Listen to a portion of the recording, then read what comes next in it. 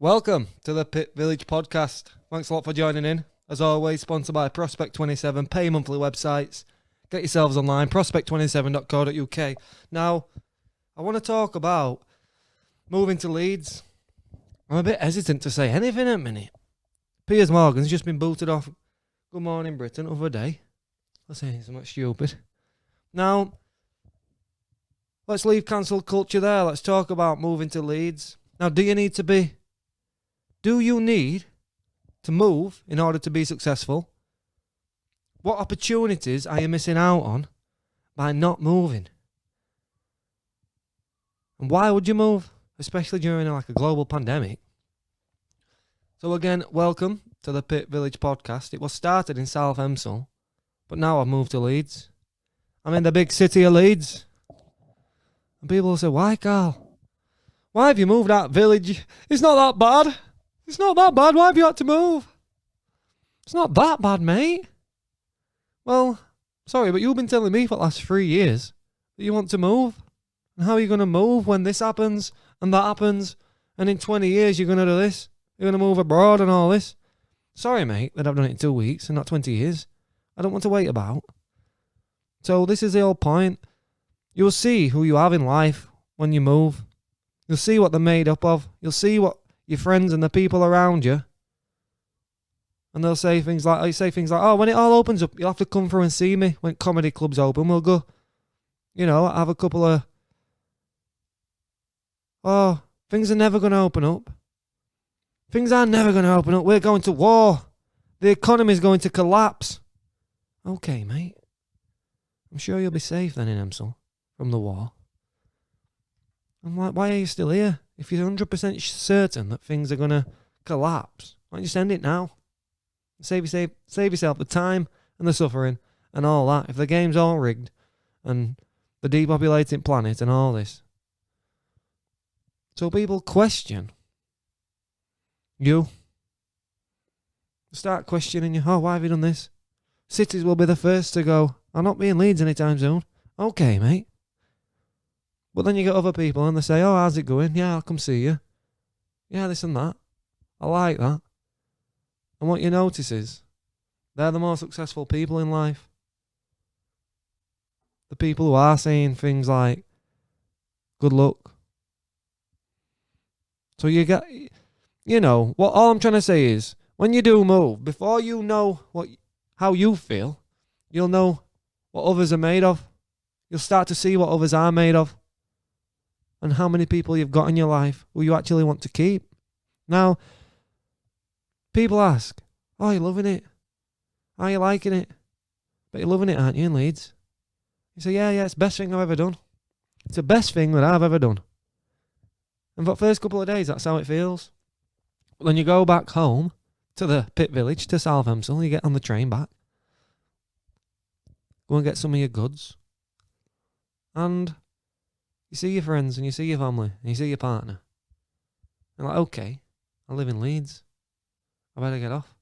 So you get the train back and you're walking back home. You start to think, oh, have I made the right choice? You start to doubt yourself. And then on top of that, you've opened a podcast.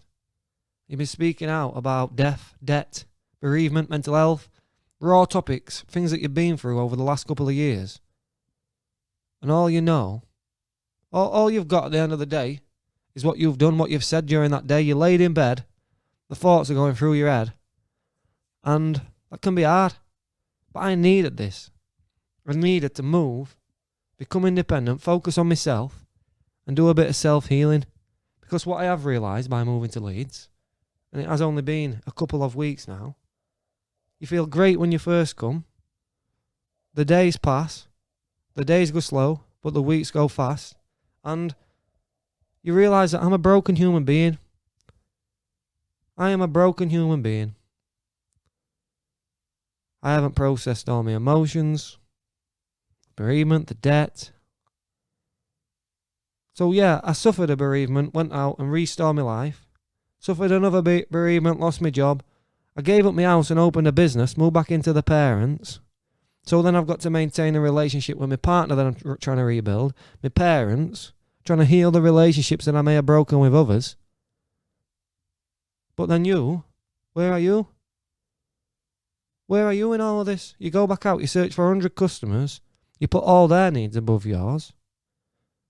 What about you? So when was the last time you thought about your own needs? Do you put everybody else before yourself? What about your health and your mental well-being, your spiritual well-being? I mean, I sat for months telling myself that I didn't want to be here anymore. I wanted to die. That's no good for nobody's state of mind. That's going to wreck your psyche for years. You've got to do some real work on yourself. So I need to focus on me. I mean, how does that sit with you? Do you put others above yourself? Do you need to focus on yourself? Are you broken in many ways? Have you not dealt with your emotions? Because when you start to embrace this stuff, you start to embrace who you are, and you are speaking on a podcast, you are speaking about this stuff, there's a lot of growth that comes with it, but people will say, oh, it's easy for you, you can do this and that. No, mate. It's not easy for anybody to do anything. It's as easy as me to do this as it is for you. Buy a microphone, buy a roadcasting machine, record yourself and put it online. That's all I have done. So don't sit there, it's easy for you, you've done this and that. It's not easy. This last couple of weeks has been some of the hardest decisions I've ever had to make. But I've made them, and I've moved to Leeds. But you are in Leeds then, and you are alone. And with that does come the freedom, but it also comes with responsibility that comes with that freedom. There's some chaos as well to navigate through. A lot of stuff that you've never done. You never lived on your own. And you have got all the time in the world. There is no distractions. But again, you've got the accountability. What are you going to do with all this time? You've already lost a house in the past and destroyed your life, essentially. Can you live up to the responsibilities that it's going to take this time in order to maintain this house and sustain this life? But I think this is why a lot of people will run back to the old situation.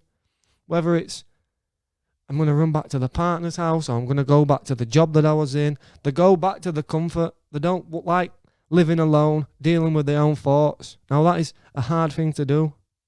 But if I can't sit here alone and it's hard for me to deal with me, how can I expect anybody else to deal with me?